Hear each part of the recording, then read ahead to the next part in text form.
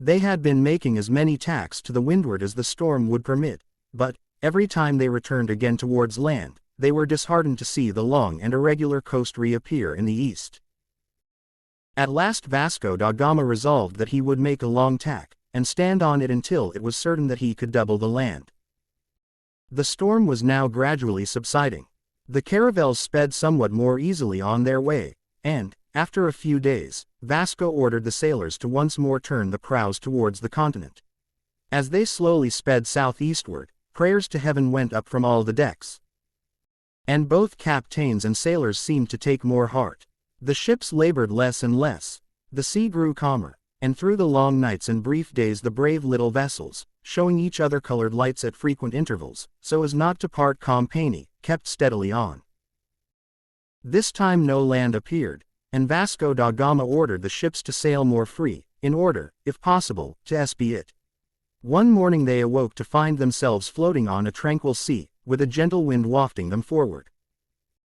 It was a pleasant morning, very unlike the many wretched, dismal days they had passed, and now, though they had seen no land, Vasco knew that they had doubled the cape.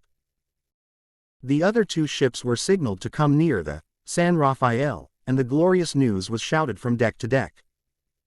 Both captains and sailors gave themselves up to the most eager demonstrations of joy.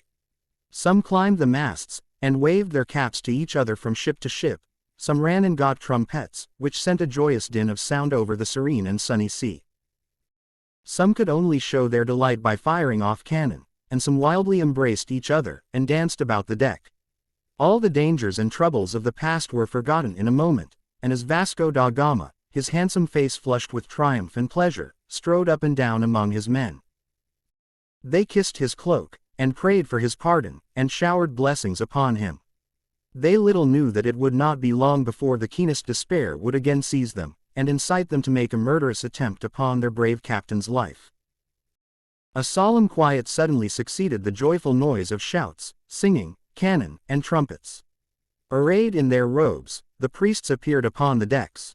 With one accord every man dropped upon his knees, pulled off his cap, and bent low his head, and then, amid the stillness, the solemn voices of the priests were raised, repeating the salve, and uttering to God the gratitude with which the hearts of all were filled to overflowing.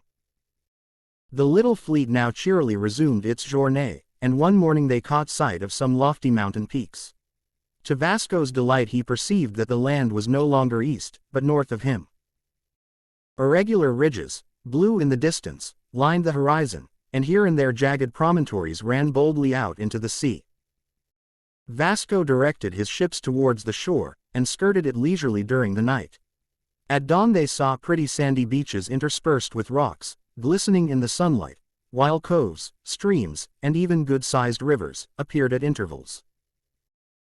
The crews amused themselves with spearing fish, which they cooked, but the fish made the men who ate them sick, and the sport lost its attractions. After running along the coast for 3 days amid a balmy air and beneath a sunny sky, they came to the mouth of a large river. Vasco da Gama ordered the sailors to lower a boat, and reconnoiter the shore. No natives were anywhere to be seen. The mouth of the river having been sounded, and proving to be 12 fathoms deep, the ships entered it, and cast anchor. Vasco da Gama, for the first time since they had left St.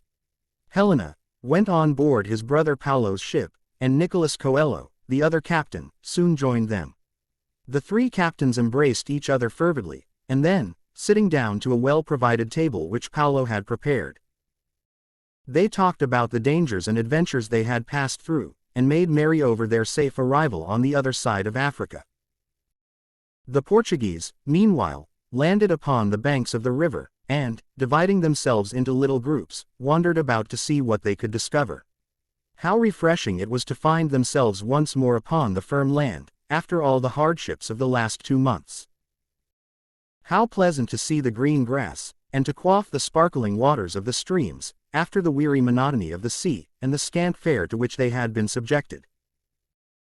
It they found, however, nothing remarkable, nor were any human beings anywhere to be seen. Seemed a deserted coast, and, after putting in wood and fresh water, the ships sailed away again.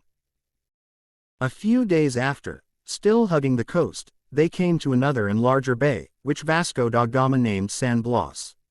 It seemed to invite them to enter, being a sheltered nook, and apparently an inhabited spot. On the rocks overlooking the bay they observed thousands of seals, with long white teeth and ferocious aspect, warming their sleek fur in the sun.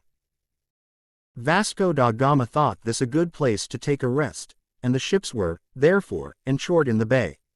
The store ship which they had brought with them was here emptied of its provisions, which were divided among the other vessels, and the store ship itself was burned.